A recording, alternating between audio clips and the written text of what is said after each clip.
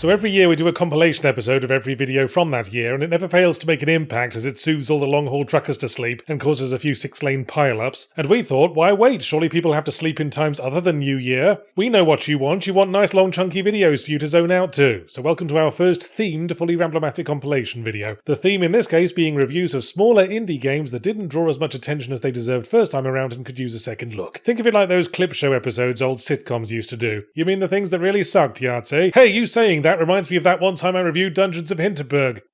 Let's take a moment to appreciate all the wonderful things that have come out of Austria. Don't say Hitler, Yards. Oh, fine. Arnold Schwarzenegger, there's a good one. I hear the wine's good, and mostly not poisoned now, and presumably a lot of people come from there who aren't Hitler. Some of whom recently put out a nice little indie game called Hinterberg, which I want to talk about because, shockingly, I rather enjoyed it, in that nice genuine way where you wake up in the morning thinking, I'm looking forward to playing more of that game today, as opposed to the usual, oh boy, more grinding away in the dogshit mines for the amusement of the cretins, as soon as I half-heartedly rouse myself with a token semi-erect wank like a car wash attendant shaking the foam off a pink chamois leather. Dungeons, a very Austrian-sounding name, follows Luisa, a lawyer from Vienna who takes a holiday in one of Austria's lovely picturesque mountain villages, where she has a very authentic European package tour experience, getting dragged out of bed at 7 AM every morning to get herded to some local heritage site where gangs of locals in spooky masks try to hit her with sticks. Or maybe that was just my last trip to Stockholm. In this age where the spectre of coziness hangs over indie gaming like a great big magenta Hindenburg, there have been many games that have tried to bridge the gap between cozy gaming and traditional action stuff, usually ending up in some unsatisfying in-between space where zombies keep nibbling your bum while you're trying to water the carrots. But I think Dungeons of Hindenburg successfully straddles that particular sex swing. The secret sauce is that your time is strictly regimented in a very characteristically Germanic kind of way, or more informatively, a very persona-y kind of way. Your time is divided into slots. In the morning you pick an adventuring area you want to explore, looking for dungeons to complete and goblins to bully with sticks, and then in the afternoon slot you hang around town shopping and hanging out with your pals, building up relationship scores and your social stats in order to improve your ability to bully goblins with sticks. It's that same persona dual gameplay model where the two modes are separated but affect each other, like a bathroom glory hole situation with another larger hole to the side to accommodate reach-arounds. So in summary, it's very much like Persona except with real-time instead of turn-based combat, slightly janky and repetitive real-time combat, and I'm not a huge fan of the visual style because every character's got this thing going on with their upper lip that makes it look like they've all got Poirot moustaches. So I have more than a few red marks on Funyuns of Heisenberg's balance sheet, but if there's one aspect of it I like above all else, it's the premise. A bunch of magic portals appear in the country surrounding an Austrian village, out of which goblins and goblin-adjacent monsters start spilling and attacking the locals, and each one leads to a strange ethereal dungeon full of trials of combat prowess and puzzle-solving intellect. But instead of doing the normal sensible thing that peasant villages do when these things happen, i.e. enlist a wandering hero to save them from the monsters, the peasants of Hinterberg instead hit upon the idea of letting tourists into the dungeons, and now its entire economy is based around selling potions and swords, and all the dungeon portals have wheelchair ramps and difficulty ratings on signs like they're fucking ski slopes. And I wonder why the villagers in Diablo never thought to do this. I mean, either the demons all get killed by adventurers or annoyed to death by influencers. It's the most economically savvy move by an NPC since the potion brewer discovered high fructose corn syrup. The setting is remarkably well realised thanks in part to the range of characters you meet and can become friends with. Fellow adventurer tourists, the business-owning locals who appreciate being able to flog overpriced plush kobolds to dickheads, the more conservative locals who wish there weren't so many dickheads around, and the hipsters complaining about how the commercialisation and inauthenticity of the tourist experience is irritating the dick growing prominently out of their heads. There's a nice dual satire going on of both video game tropes and tourist trap destinations with a subtle underlying environmental message, but while treating a monster-stricken peasant village as a relaxing getaway for city folk is the main gag, the really funny part is that it kinda is. Relaxing, I mean. You wake up in the morning, have breakfast on the veranda, choose a nice scenic environment to explore, and then work out all those little workaday frustrations by punching a load of goblins in the face so hard that they'll have to brush their teeth tomorrow by bum shuffling across a shag pile carpet. Having said that, the combat's nothing to write home about on an erotic postcard. The dungeons are very Zelda-esque sequences of challenges themed around the bespoke magic spells available in each region, ranging from sequential lever-pulling puzzles to snowboarding runs, and the combat is by far the least interesting part of any of it. You enter a room and a fucking curtain comes down and a bunch of generic black monsters round on you for no better reason than to gatekeep people who didn't show up with high enough level gear, like a bunch of weird-smelling 30-year-old men loitering in the hallway outside a wargaming shop. Your combat abilities are provided by the usual law firm, attack, parry, and dodge associates, but it's barely worth putting the effort in to master it when you've also got overpowered super attacks and magic attacks, all of which feels like overkill when you exclusively use it against the same ambulatory blobs of Marmite-flavoured Play-Doh as always. Only each area's token boss fight is interesting, and in the grand Zelda tradition these are more puzzle challenges about deducing the correct spells to use, and even then the fights don't evolve at all. The big butterfly lady just keeps blithely descending into range, never ceasing to be surprised when we matter-of-factly pull one of her wings off with our grapple beam for the 4th time. The nicest thing one can say about the combat is that it's functional enough for purpose, which is to be the thing that you do when you're not doing the other thing. You don't actually have to go into a dungeon every day, you can opt to hang out at a beauty spot to increment your relaxation stat, although that's a very unrelaxing way of putting it, and by upping our social stats we acquire more opportunities to make friends, and gain the buffs that make the combat less of a pain in the Hintian. But the necessity of all that is questionable. I assumed my goal was just to beat the dungeons and was slightly put out at the end when there were multiple NPCs and activities I never needed to interact with at all. The game's a lot better if instead you assume your goal is to make friends with everyone and play out their stories, which does smack of making excuses. It's like saying the combat actually becomes quite interesting if you do it with both index fingers stuck up a dog's ass. I shouldn't have to do that is the point, and the dogs weren't thrilled either. Indie games on Steam are like mildly hot stupid people in Los Angeles, but there's a couple of ways they can stand out from the crowd. 1. Suck the right cock. 2. Have a really eye-catching name while sucking the right cock. But going down the list of recent additions to the Second Wind communal Steam account, it's like my eyes on a fucking slip and slide. No shade intended, some of these games are good, but come on. Children of the Sun, Ereban Shadow Legacy, my mind keeps wanting to read that as Raid Shadow Legends, and those fuckers haven't paid up lately.